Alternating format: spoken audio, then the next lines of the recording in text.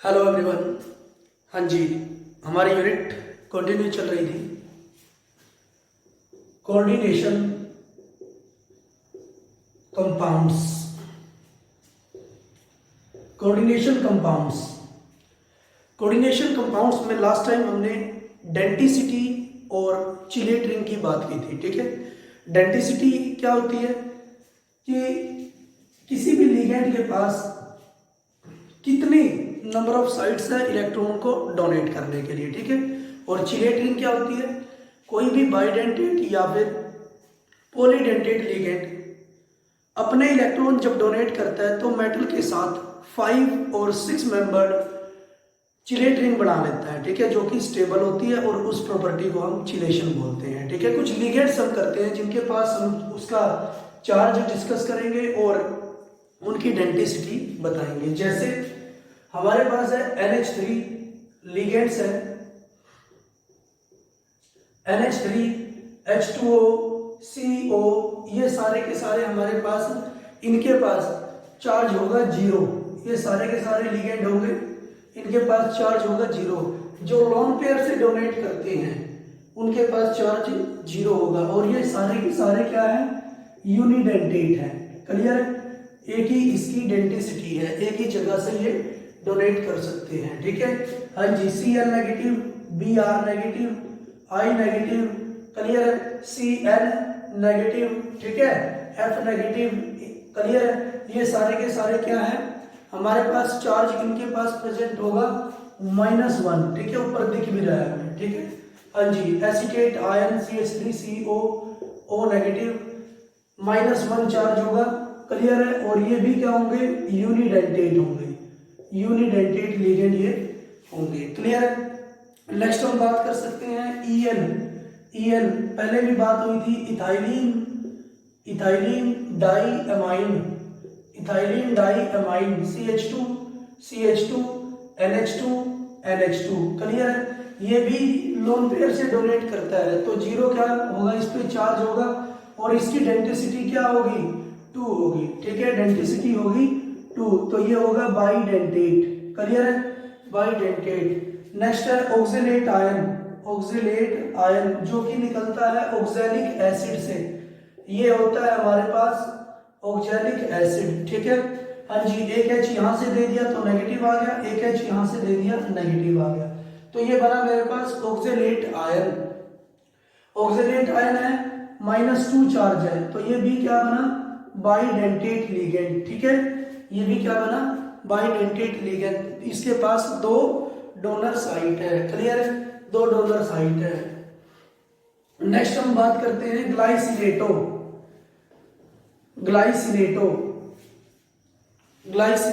ठीक है, ग्लाइसिनेटो क्या होता है, CH2 NH2 C double bond O और O नेगेटिव। क्लियर, ये होता है मेरे पास ग्लाइसिनेट आयन हम बोल सकते हैं। ठीक है, ग्लाइसिनेटो बोलेंगे इसको जब हम IUPAC नेमिंग करेंगे कोऑर्डिनेशन कंपाउंड्स की। ठीक है, हाँ जी, ये 2 साइट है, इसके पास 2 डोनर साइट है, बट एक देता है लोन पेयर के थ्रू, और लोन पेयर के थ्रू देता है तो चार्ज इस पे क्या होता है, 0 होता है। क्लियर, 0 चार्ज होता है।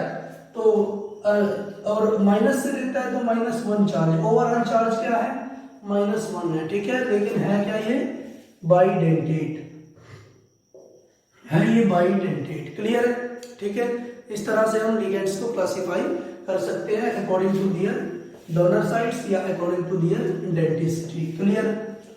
नेक्स्ट हम बात करते हैं बहुत ज्यादा इंपॉर्टेंट एम्बीडेंटेट लिगेंड। बहुत ज्यादा इंपॉर्टेंट, एम्बीडेंटेट पेपर में आता है, ambidentate ligand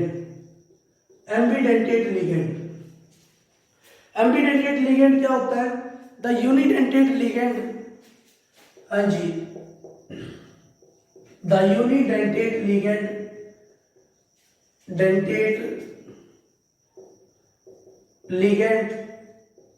which have more than one donor site, which have more than more than $1 site, $1 site. Clear है? हाँ जी, यूनिडेंटेड लिगेंड होगा जिसके पास एक से ज्यादा डोनर साइट प्रेजेंट होती है, उसको हम क्या बोलते हैं? एम्बीडेंटेड लिगेंड बोलते हैं। क्लियर है? हाँ जी, मैंने बोला एक बात तो बोल दिया कि यूनिडेंटेड भी है और फिर बोल दिया मोर देन $1 साइट भी है, मींस उसके पास ऑप्शन एक से ज्यादा होंगे देने के लिए, लेकिन वो मेटल के साथ अटैच होगा या मेटल को इलेक्ट्रॉन देगा सिर्फ एक ही साइड से। ठीक है, ऑप्शन ज्यादा होंगे बट देगा एक साइड से। ठीक है, हाँ जी, जैसे मैं बोल सकता हूं नाइट्रो ग्रुप NO2 मेटल के साथ। ठीक है, नाइट्रो ग्रुप मैंने बोल दिया है। हाँ जी, यहां से ये नाइट्रोजन दे रहा है इसको इलेक्ट्रॉन। ठीक है, तो इस केस में हम इसको बोलेंगे नाइट्रो। क्लियर है?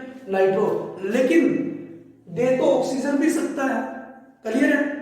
दे तो इसमें ऑक्सीजन भी सकता है। ठीक है, हाँ जी, क्योंकि इसका स्ट्रक्चर क्या होता है? स्ट्रक्चर ये होता है इसका। क्लियर है? हाँ जी, इसके पास भी लोन पेयर होते हैं, 3 बॉन्ड बना रहा है, तो ये भी दे सकता है और ऑक्सीजन भी दे सकता है। ठीक है, मीन्स ऑप्शन तो कितने हैं? 2 है, लेकिन देगा सिर्फ एक जगह से। क्लियर है? हाँ जी, तो अगर इसमें देता है ऑक्सीजन, ठीक है, अगर देता है ऑक्सीजन तो इसको हम क्या बोलते हैं? नाइट्राइटो। क्लियर है? इसको हम क्या बोलते हैं? Nitrito, nitrito. क्लियर है? ऑक्सीजन अगर अपने इलेक्ट्रॉन पेयर इसको डोनेट करता है, ठीक है, तो इसको बोलेंगे नाइट्राइटो। तो ये क्या है? एम्बीडेंटेड लिगेंड है। क्लियर है? जैसे HCl, ठीक है, और NCS। ठीक है, HCl और NCS। ठीक है, HCl क्या होता है? थायोसाइनेटो, मतलब सल्फर भी दे सकता है इसको। क्लियर है? सल्फर है तो थायोसाइनेटो, अगर सल्फर के साथ बॉन्ड है मेटल की, ठीक है, तो थायोसाइनेटो। ठीक है, NCS को N से स्टार्ट हो रही है तो उसको क्या बोलते हैं? प्रीफिक्स हम लगाते हैं आइसो।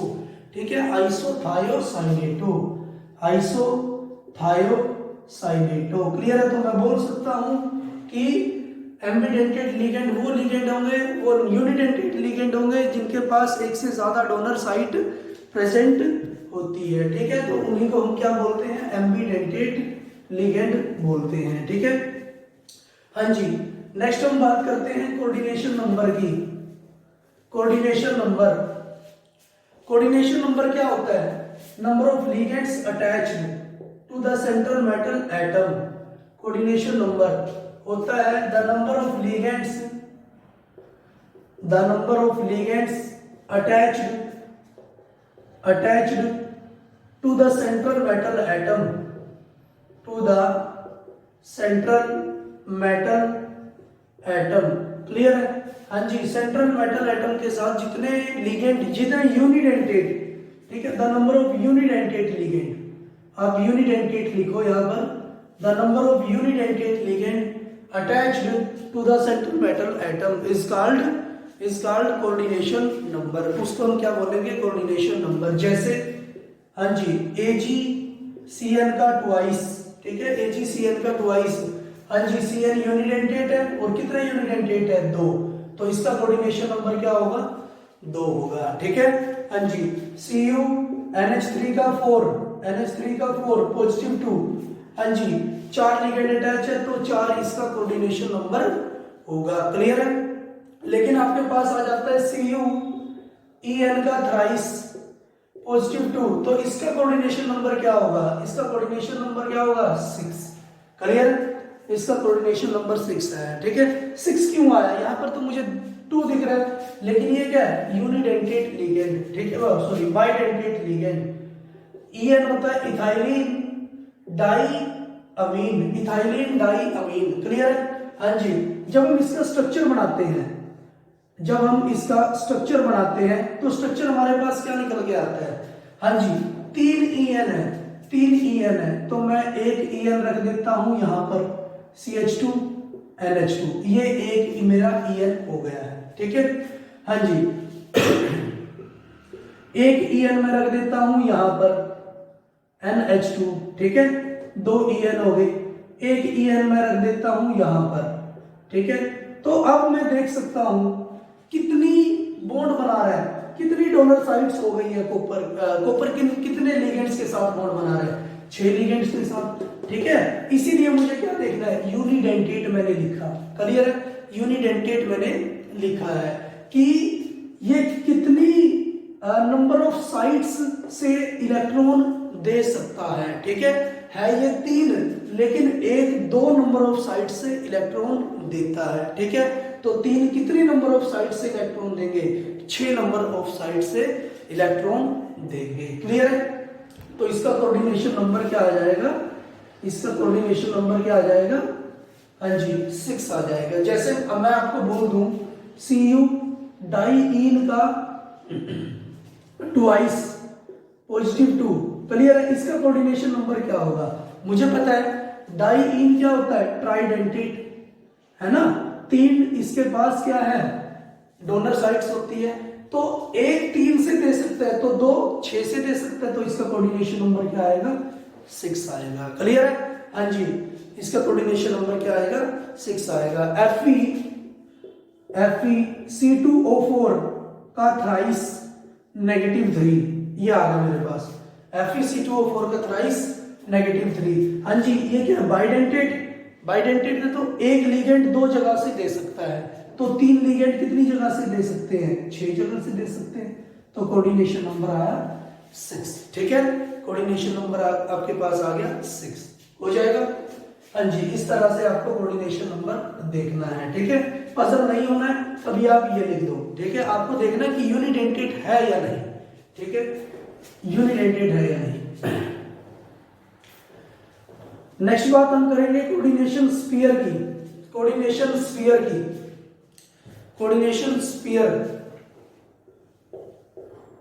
स्फीयर होता है the central atom and the ligands attached to each other, एक दूसरे के साथ जो कि अटैच्ड है, are enclosed in a square bracket, clear है। हाँ जी, कि मैं बोल सकता हूं कि सेंट्रल एटम या फिर लिगेंड जो एक दूसरे के साथ अटैच है वो एनक्लोज्ड होते हैं एक स्फीयर ब्रैकेट में, तो उसको हम क्या बोलते हैं, कोऑर्डिनेशन स्फीयर बोलते हैं। ठीक है, जैसे CuNH3 का 6+2 ये है मेरे पास, क्लियर, तो ये क्या है, एक कोऑर्डिनेशन स्फीयर होगा, समझे, ये क्या होगा, कोऑर्डिनेशन स्फीयर होगा, या फिर हम इसको बोल सकते हैं कोऑर्डिनेशन एंटिटी होगा। क्लियर है, कोऑर्डिनेशन एंटिटी होगा, समझे। हाँ जी, नेक्स्ट है हमारे पास coordination polyhedron.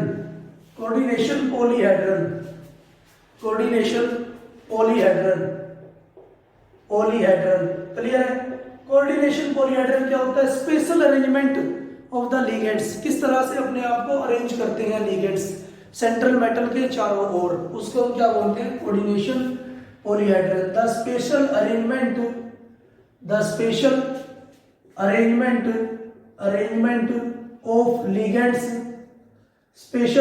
Of ligands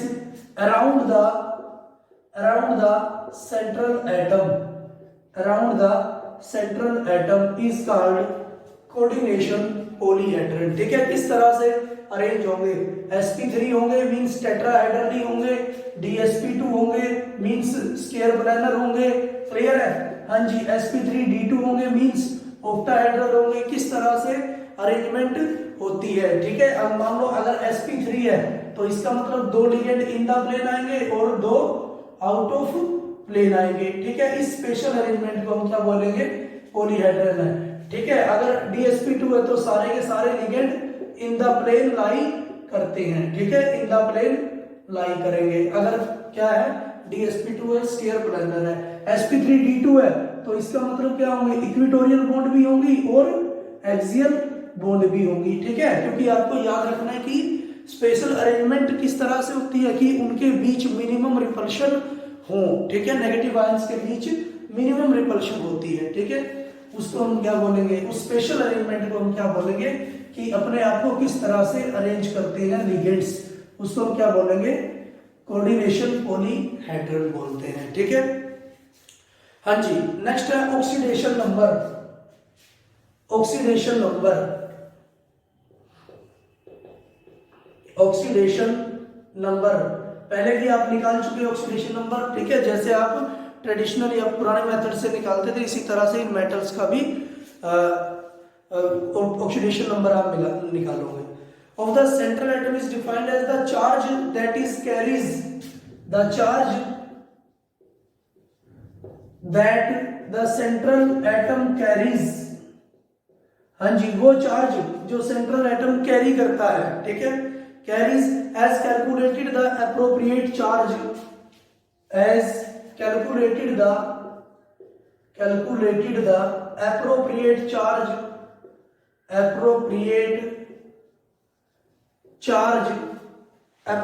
charge of the ligands and sum of the charges of the ligands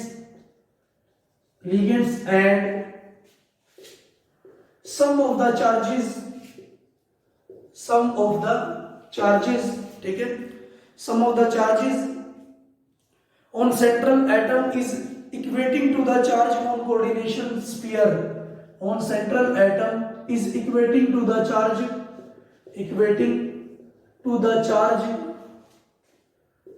on coordination sphere.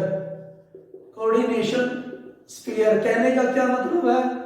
हाँ जी, उसने बोला है कि लिगेंड्स पर जितना चार्ज हो, सेंट्रल एटम पर जितना चार्ज हो, ठीक है, उसको हम कैलकुलेट कर लेते हैं और इक्वल रख देते हैं किस पे, कोऑर्डिनेशन पर जितना भी चार्ज प्रेजेंट होता है। ठीक है, उसको हम क्या बोल लेते हैं, ऑक्सीडेशन नंबर। जैसे आपको किस तरह से कैलकुलेट करना है, CuNH3 का 4 पॉजिटिव 2, ये है आपके पास कॉम्प्लेक्स। ठीक है, तो आपको क्या करना है, कैलकुलेट करना है सेंट्रल एटम का चार्ज, कैलकुलेट करना है किसका, लिगेंड्स का चार्ज, और उसको इक्वल रख देना है किसके, स्फीयर पर, कोऑर्डिनेशन स्फीयर पर जितना भी चार्ज प्रेजेंट है। क्लियर है, तो वो आ गया आपके पास ऑक्सीडेशन नंबर, हो जाएगा, वो आ जाएगा आपके पास ऑक्सीडेशन नंबर।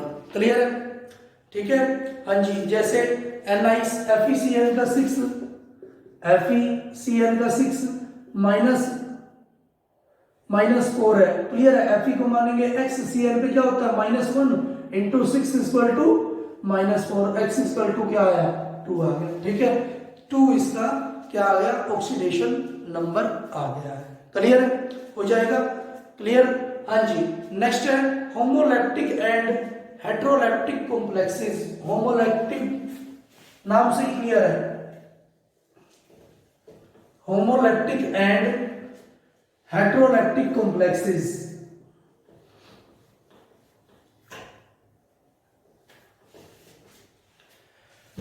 होमोलैप्टिक कॉम्प्लेक्सेस, हाँ जी, होमोलैप्टिक कॉम्प्लेक्सेस, होमो होते हैं सेम या फिर यूनिफॉर्म। ठीक है, हाँ जी, तो जिस कॉम्प्लेक्स के पास एक ही तरह के लिगेंड प्रेजेंट होते हैं या सेम तरह के लिगेंड प्रेजेंट होंगे। ठीक है, the coordination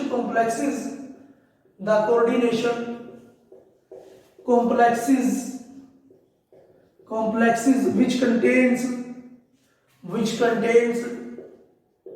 only one type of ligand या single type of ligands। ठीक है, या same type of ligands। ठीक है, उसको हम क्या बोलेंगे, होमोलैप्टिक। क्लियर है, जैसे CuNH3 का 6 पॉजिटिव 2, यहां पर सारे के सारे एक ही तरह के लिगेंड प्रेजेंट होंगे, तो ये क्या है, होमोलैप्टिक लिगेंड होता है। ठीक है, होमोलैप्टिक लिगेंड होता है। क्लियर है, नेक्स्ट हम बात करते हैं हेट्रोलैप्टिक लिगेंड्स। ठीक है, हेट्रो मींस डिफरेंट, हाँ जी। तो the coordination complexes which contains more than one type of ligand is called heterolactic complexes। ठीक है, जिसमें एक से ज्यादा तरह के लिगेंड प्रेजेंट होते हैं, उसको हम बोलते हैं हेट्रोलैप्टिक कॉम्प्लेक्सेस। जैसे हम बात कर सकते हैं जैसे हम बात कर सकते हैं CO, हाँ जी, CONH3 का ट्वाइस Br2, ठीक है, Cl2, क्लियर।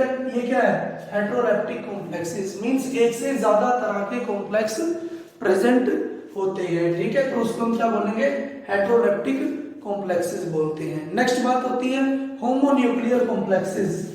होमोन्यूक्लियर मींस जिसकी न्यूक्लियाई एक ही है, और न्यूक्लियाई किसको बोलते हैं, सेंट्रल एटम को, ठीक है, तो उसको हम क्या बोलेंगे, होमोन्यूक्लियर कॉम्प्लेक्सेस। हाँ जी, होमोन्यूक्लियर कॉम्प्लेक्सेस क्या होंगे, the complex which contain only one central atom, the complex which contains only one central atom,